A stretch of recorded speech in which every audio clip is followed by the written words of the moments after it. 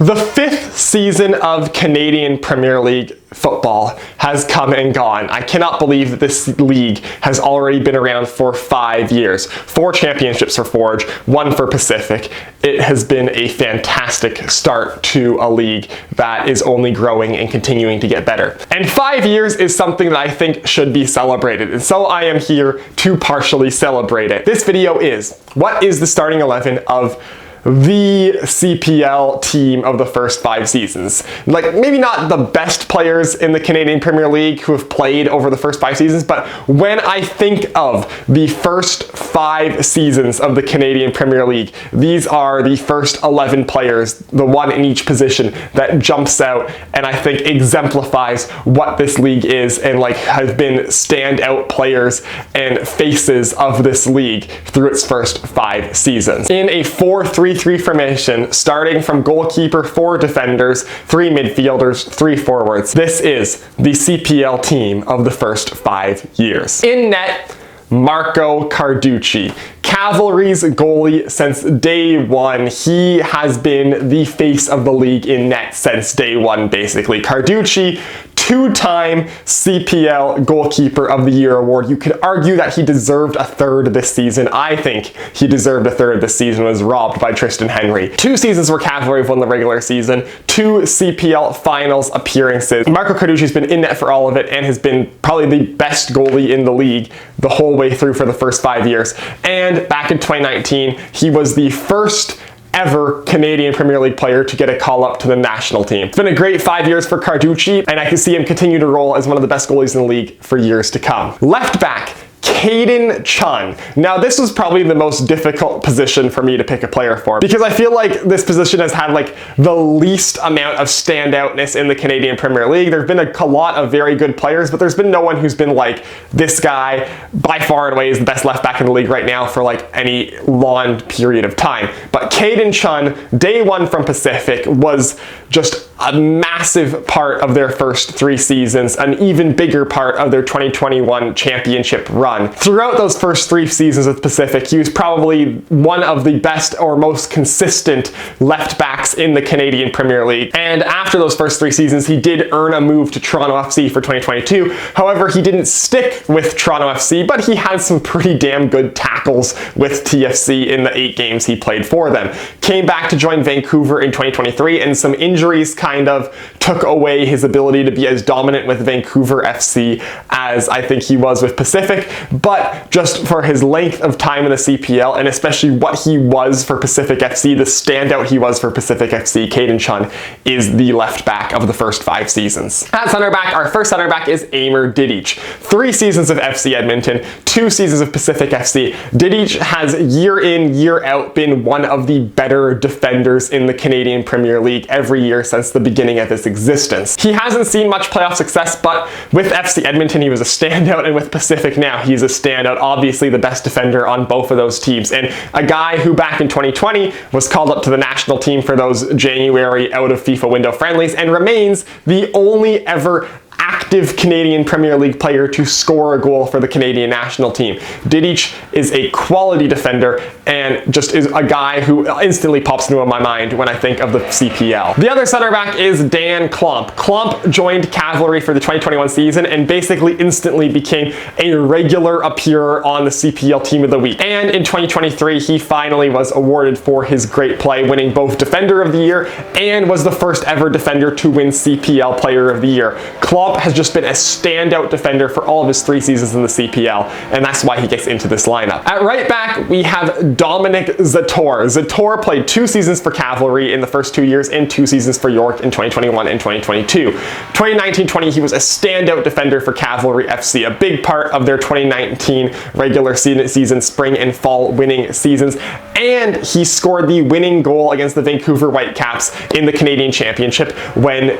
Cavalry became the first ever ever CPL team to beat a Major League Soccer team in the Canadian Championship. Now he plays in the Polish Ekstraklasa with Korona Kielce, the top flight of Polish football, and he appeared for the Canadian national team in the 2023 Gold Cup. It's obvious that when Zator was in the CPL, he was one of the premier players in the league and one of the first defenders that came into people's minds when they thought of the best defenders in the CPL. Moving on to the midfield, and we start off with Kyle Becker. First name on this list, really. Kyle Becker is Mr. CPL. He's captain Forge for all 5 of their seasons and all 4 of their CPL championships. He's been nominated 4 times for CPL Player of the Year, winning it once. No other player has been nominated for CPL Player of the Year more than twice. He just has, year in, year out, been one of the best players in the Canadian Premier League. Since day one, since the first signings in late 2018, when they announced the first 10 signings of the Canadian Premier League,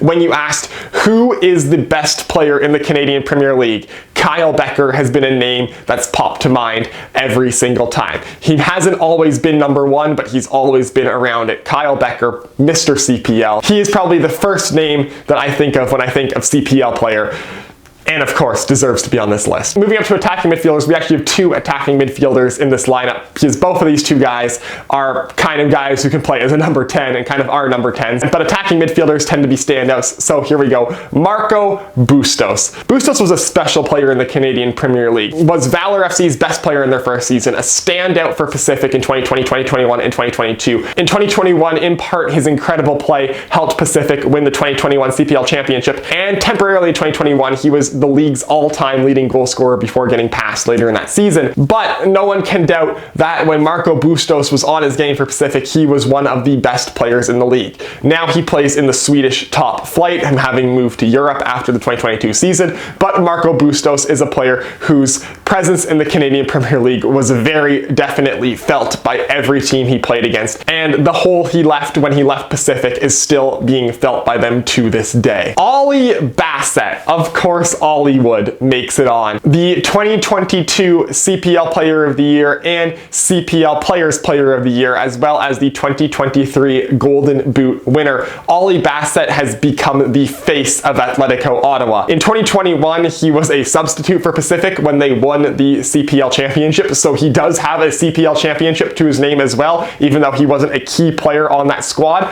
But the past 2 years, Ollie Bassett has been one of, if not the best player in the Canadian Premier League, game in, game out, and has really made a name for himself as a superstar in the league. Up to the forwards. First off, we have Terran Campbell. Terran Campbell is the CPL's all-time leading goal scorer of 39 goals, 9 goals over second place Easton Ongaro. Splitting the first 3 seasons for Pacific and the next 2 seasons for Forge, he is a 3-time CPL champion and also always is near the top of the CPL Golden Boot race. He came 2nd in 2019, 3rd in 2021, and 3rd in 2023. He really does well in odd-numbered years. But when you think of goal scorers in the Canadian Premier League, no one has been as good as consistently as Terran Campbell has. At center striker, we have João Morelli. He has had some injuries that have really derailed his last 2 seasons, but back 2020, he had 4 goals in 9 games as Halifax went to the CPL Championship Finals,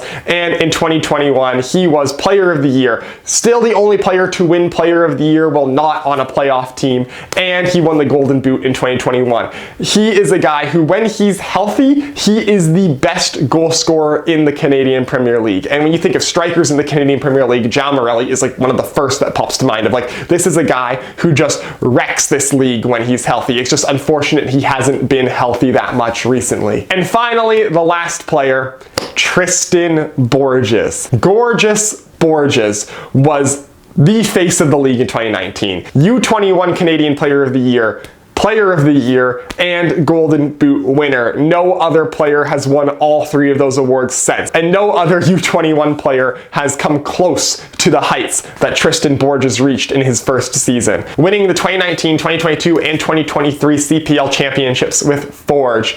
Borges did leave temporarily to join OH Leuven in Belgium for the 2020 season before being loaned back to Forge for 2021 and then permanently joining them again in 2022. He's a guy who maybe the heights of that first season were a little too high as he has not reached those since, but he did score the Olympico goal in this year's CPL championship, the Olympico in extra time to win it, which brought him right back into the limelight for the league and right back to a place that he was very comfortable in back in the league's first season. Borges is also the CPL's all-time assists leader. He's just consistently been one of the best creative players in the CPL since its inception, and obviously is on this list. So there you have it. That is the CPL's first 5 years defining 11. This is the lineup that when I think Canadian Premier League, this is basically the guys who pop in my head, the guys who defined the league over the first 5 seasons. It's been a great first 5 years, and I can't wait to see what the next 5+ years have in store. So that is for this video. As always, if you'd like to hit like if you want to see more of my stuff, hit subscribe, follow me on Twitter, link is down below in the description, and I will see you next time.